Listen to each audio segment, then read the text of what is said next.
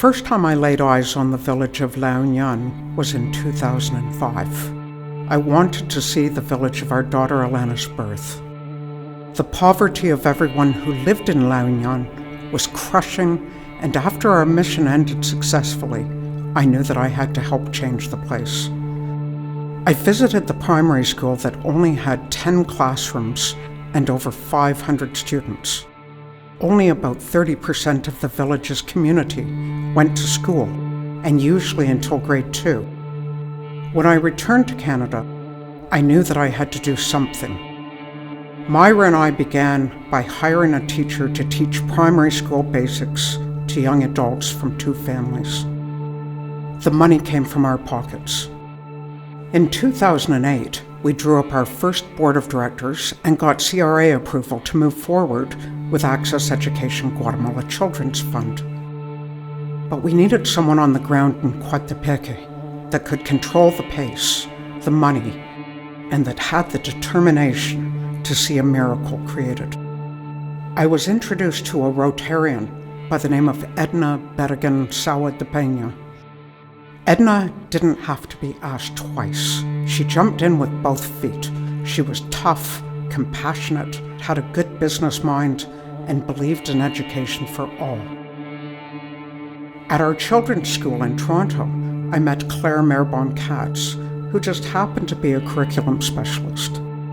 She also just happened to be a Canadian Chilean. She was fluent in Spanish. I told her we wanted her on the board and that she had to go to Guatemala with me. She later told people she didn't feel that it was optional. Claire and I started traveling Guatemala in a pickup truck and making the long drives from the capital to Coatepeque. Then we were introduced to Tony Aspler, co-founder of Grapes for Humanity. They helped us immediately by committing to add classrooms to the primary school and to build another primary school on land donated by Cesar Peña, the late husband of Edna de Peña. Cesar was also a Rotarian and legendary in his work with the poor. Things were now moving at nano speed. All of us in Canada had jobs, and we were volunteers. Claire and Edna worked together like steamrollers. They had the recipe for success. We just needed more ingredients. We now needed a middle school. The inauguration of the middle school took place in 2011 in La Union, and dignitaries from all over the province of Quetzaltenango turned up to wish us well. Claire and Edna and I cut the ribbon, and 75 young people suddenly had hope in their lives. They were lined up since morning to sign up. They couldn't believe it. Most of the poor would never have the $300 a year it costs to go to middle school. Imagine a family of 7 and a monthly income of $100. No one can go to middle school without a scholarship, and scholarships are what we did.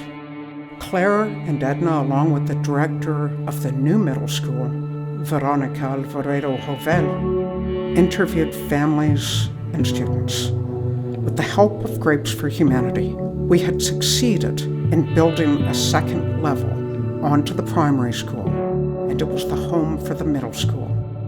But we outgrew the middle school. We drew up a plan and once again approached Grapes for Humanity. They were delighted to help, and they agreed to pay for land and the building of a middle school and a high school. In 2015, the brand new middle school was ready to go. It was met with great fanfare, and students were thrilled to have a space, a computer lab, and amazed to see that we were already working on the high school, which would be on the second floor. The high school was ready to go in 2018, just in time for the graduates. Keeping in mind that an unpaid board of directors, a full-time school administrator, Claire in Toronto, and Edna, along with the director of the school, Veronica, ran this entire operation. We wondered what would happen after high school. Of course we started funding scholarships to university. How could we not? We have graduated registered nurses, forensic accountants, lawyers, computer scientists, and more. all of these kids would likely not have seen grade 3. Claire, we are proud of you and grateful for your never-ending love for the kids of Guatemala. You love them so much that you convinced your husband and 2 children to move there for 2 years.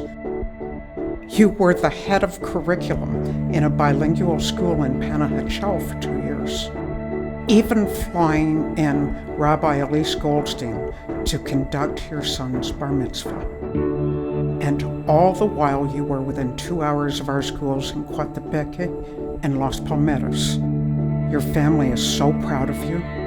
Your community and the people of La Union love you and thank you. Edna, your love of getting work done is well known by everyone in Coatepeque. You are like a tornado when you need something done quickly and properly. You have been recognized by your peers and by the government of Coatepeque for your selfless commitment to see change in our lifetime. Your family is proud of you. You are respected by all who know you and your late husband, Cesar Peña Zelaya. He had the same moral code. It grieves all of us that he left us so quickly. We will never forget him. Congratulations to the 3 of you. I know Cesar is watching this now and has a smile on his face. God bless all of you, and thank you from the bottom of my heart.